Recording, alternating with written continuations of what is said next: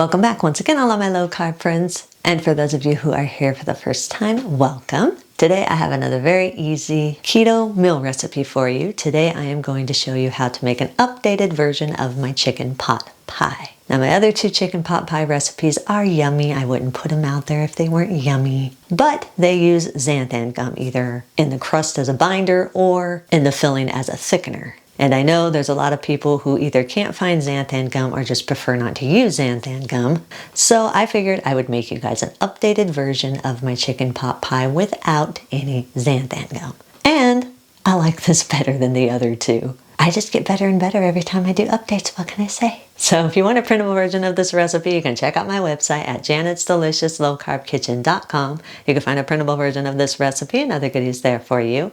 And if you're new to the channel and you want to see lots of easy, delicious, low-carb keto recipes, make sure you click that subscribe button and click the notification bell that's right next to the subscribe button. That way you can be notified every time I put out new videos. And if you are a music lover, make sure you check out the link in the description to my other YouTube channel, Inspirational Songs with Janet. I've posted another new song there, so make sure you check that out and subscribe to that channel also. And if you would like to help support this channel, make sure you scroll down in the description of the video. You'll see some affiliate links. Anytime you purchase anything using those affiliate links, a small portion of your purchase will go to me and help support the channel. So while you do all that, let's get cooking.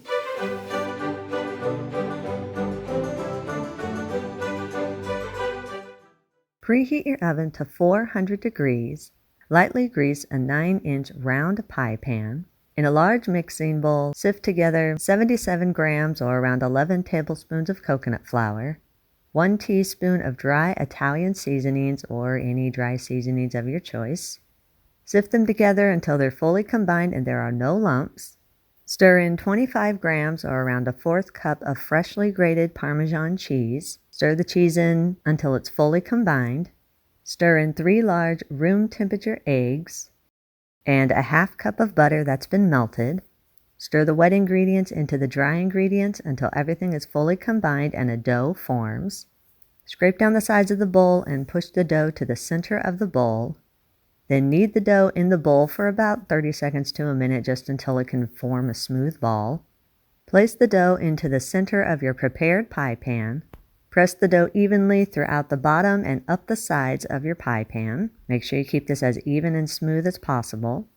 Use a fork and just poke a few holes in the bottom of your crust. This just helps the crust to vent and allow the steam to escape so you don't get any bubbles in your crust.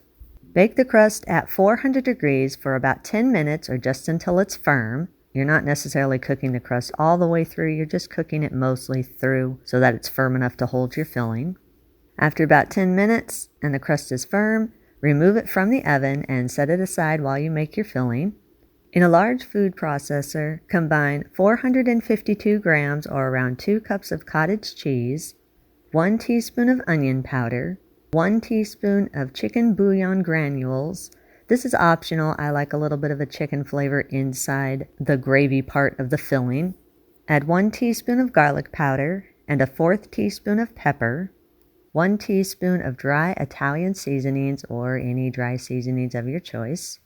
Process for about 1 minute or until the cottage cheese is completely smooth. If you need to, stop your processor and scrape down the sides of the bowl. You want to make sure that every little part of the cottage cheese is completely smooth. Scoop the blended cottage cheese into a medium mixing bowl. Stir in 1 pound of chicken that's been cooked and chopped. You can chop it into whatever size you want. I like mine into smaller size pieces. Add 14 ounces of frozen or fresh cooked mixed vegetables. I like to use a pre-made blend, but it's not 100% keto. It has corn and lima beans in it, which aren't keto, so you can use any blend of vegetables that you want. Also, if you are using frozen vegetables, make sure that they're mostly thawed before you add them. They don't have to be completely thawed, but you want them to be mostly thawed before you add them. Spoon the filling evenly throughout your prepared pie crust.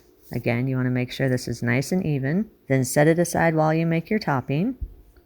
Crush up 71 grams of whole pork rinds and place them in a large food processor.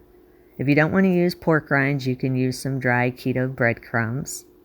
Add 7 grams or around 1 tablespoon of freshly grated Parmesan cheese.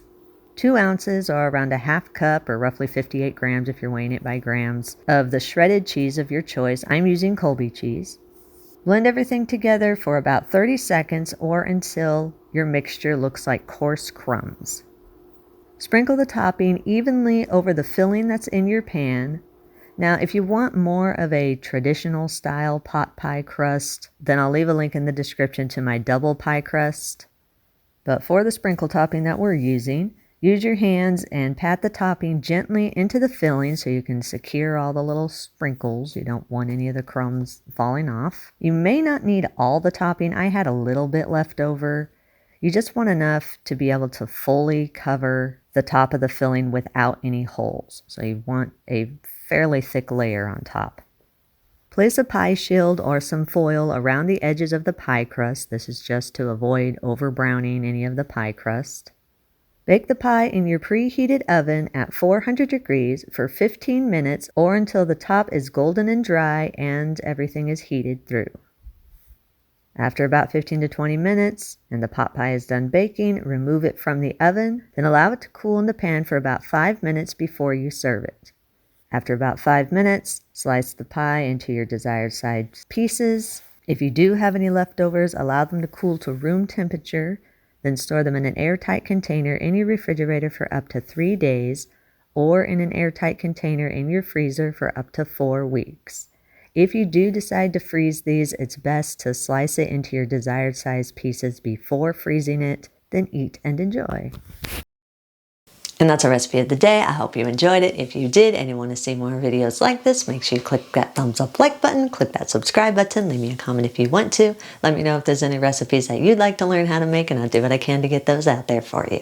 And as always, keep cooking.